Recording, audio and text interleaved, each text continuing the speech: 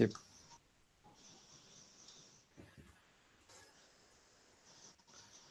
Assalamualaikum warahmatullahi wabarakatuh.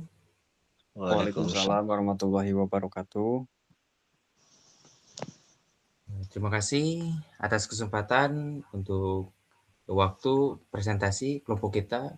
Terima kasih kepada Bapak Jahid Sulaiman, selaku dosen pengampu pada mata kuliah material teknik. Untuk lanjut saja, untuk presentasi kali ini kita di kelompok uji tarik komposit dengan berkelompok dengan saya Agung Nugraha, dan diantaranya ada Aziz Jazili dan Agung Atarik. Langsung saja pada presentasinya di uji tarik komposit. Apa tujuan dari pengujian ini? Di antaranya itu ada kekuatan tarik, UTS, menentukan tegangan tarik maksimum yang mampu ditahan komposit sebelum patah. Terus adanya modulus elastisitas, mengukur kekakuan yang modulus material komposit pada daerah elastis. Selanjutnya pengaruh variasi SIC, mengevaluasi efek penambahan kadar SIC 2% dan 4% terhadap sifat tarik. Dan selanjutnya pengaruh serat kelapa, membandingkan komposit SIC murni atau kode A dengan komposit SIC plus serat kelapa dengan kode B. Dan untuk standar apa yang digunakan? Untuk standarnya itu ASTM D638, standar test method for tensile properties of plastic, digunakan untuk komposit bermatriks polimer, yaitu seperti mengatur dimensi dan geometri spesimen uji, mengatur prosedur dan kecepatan pembebanan, mengatur kondisi lingkungan pengujian. Parameter pada pengujian aktualnya seperti kecepatan tarik 5,0 mm per menit, suhu ruang 23 derajat Celcius, kelembapan 60%, lebar spesimen di 6,5 mm, dan tebal spesimen di 3,0 mm. Dan selanjutnya saya serahkan kepada teman saya, Aziz Jazili. Terima kasih Kang Agung yang sudah memberikan waktu dan luangnya untuk saya untuk mempresentasikan hasil kelompok kami. Oke, saya di sini ke bagian slide 3 yang ada di nomor 4, tarik hingga patah dan rekam data. Yang dimana rekam tarik hingga patah ini ada besi beban dengan kecepatan. Gung, bisa dilebarin nggak, Gung? Nggak kelihatan Oke. Udah kelihatan? Ya, terima kasih Pak Gung. Ya, saya ulangi, yang nomor 4 ada tarik hingga patah, besi beban tarik dengan kecepatan 5 mm atau menit. Dan yang nomor 5-nya rekam data, catat beban, ekstensi dan tegangan.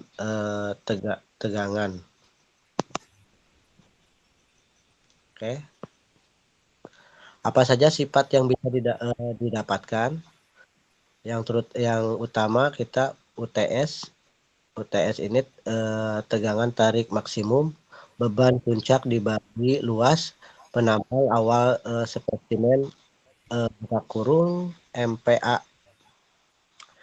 Yang kedua ada modulus elastisitas, kekuatan material dari kemiringan tegangan regangan atau MPA. Regangan setarain nomor 3-nya itu perpanjangan spesimen relatif terhadap panjang awal 100% ya bisa tuh dilanjut. Oke, untuk selanjutnya untuk Agung Atarik untuk menjelaskan. Ya, Assalamualaikum warahmatullahi wabarakatuh. Terima kasih teman-temanku Pak Agung Nugraha dengan Pak Haji Sejajili telah memberikan saya waktu luang untuk memberikan penjelasan terhadap hasil yang udah kita uji dari uji tarik ini. Nah, kebetulan saya di sini akan menjelaskan tentang pengaruh parameter terhadap hasil pengujian. Dari data yang telah kita peroleh, kita dapat hasil pengujian uji tarik ini dengan kode A SIC murni dan kode B SIC plus serat kelapa. Nah, di sini kita mendapatkan kode 2% min A dengan lebar 6 bisa di 6 ya. 6,00, tebal milimeternya 3,00, beban maksimal ini 371,009. Nah, dengan UTS-nya ini dalam kurung MPA 20,62, modulus dalam MPA 1105,18. Nah, kode 2% min B dengan lebar 6,00, tebal 3,00, beban maksimal 658,08 dengan UTS 36,56, modulusnya 2702,10. Nah, ada kode 4% min A dengan lebar 6,00, tebal 3,00, beban maksimalnya 659,83, UTS 36,66 dengan modulus 2770,17. Selanjutnya ada kode 4% min B dengan lebar 6,00, tebalnya 3,00, beban maksimal 707,59, UTS-nya 39,31 dan modulus 2473,76. Nah, dari perbandingan UTS ini ada perbandingan UTS antar komposisi. Kita udah memperoleh hasil dari perbandingan ini. Nah, ini ada SIC 2% min A dengan 21, SIC 2% min B ke 37, SIC 4% min A-nya 37, SIC 4% min B-nya 39. Selanjutnya ini kita dapat ada pengaruh dari parameter ini. Dua parameter yang diamati dari hasil pengujian. Satu, kadar SIC 2%, N 4%. Peningkatan kadar SIC dari 2% menjadi 4% menaikkan UTS pada kedua kode. Kode A naik dari 20,62 apa ini? Kurang kelihatan, Pak. 20,62 N 36,66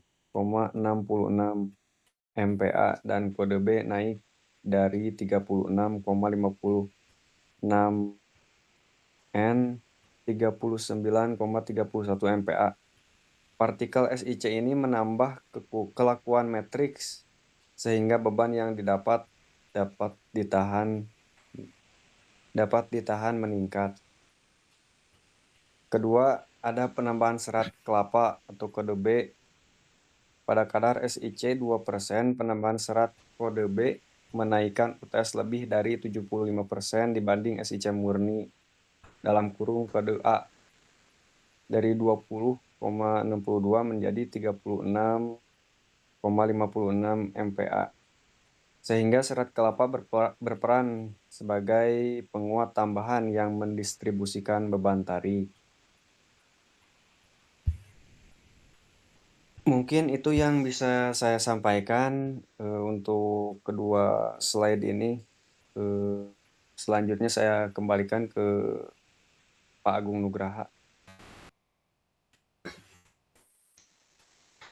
Baik, terima kasih untuk teman-teman atas penjelasan dari poin utama dari uji tarik komposit tadi.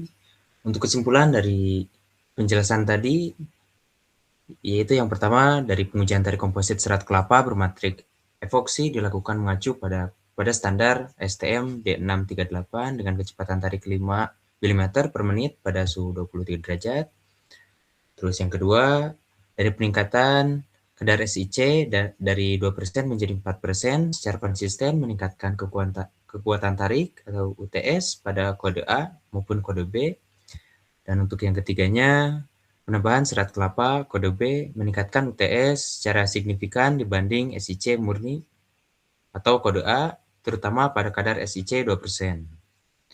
Dan untuk keempatnya, pada kombinasi 4% SiC dengan serat kelapa atau 4% pada B menghasilkan kekuatan tarik yaitu 39,31 MPa. Mungkin itu yang bisa untuk presentasi kali ini mungkin itu yang bisa kami sampaikan teman-teman. Kurang lebihnya kalau ada kekurangan kurang lebihnya mohon dimaafkan. Dan untuk waktunya dari Pak Jahit telah mempersilahkan presentasi ini dan terima kasih. Ya, Dan terima mohon kasih maaf juga untuk atas teman-teman. kealpaan kita juga, atas keterlambatan juga untuk presentasinya. Mungkin ada kendala di pekerjaan juga sih Pak ya. Baik, Sekian, saya tutup. Terima kasih untuk semua dan dosen pengampu. ya. Terima kasih Pak Agung sama Pak Adi.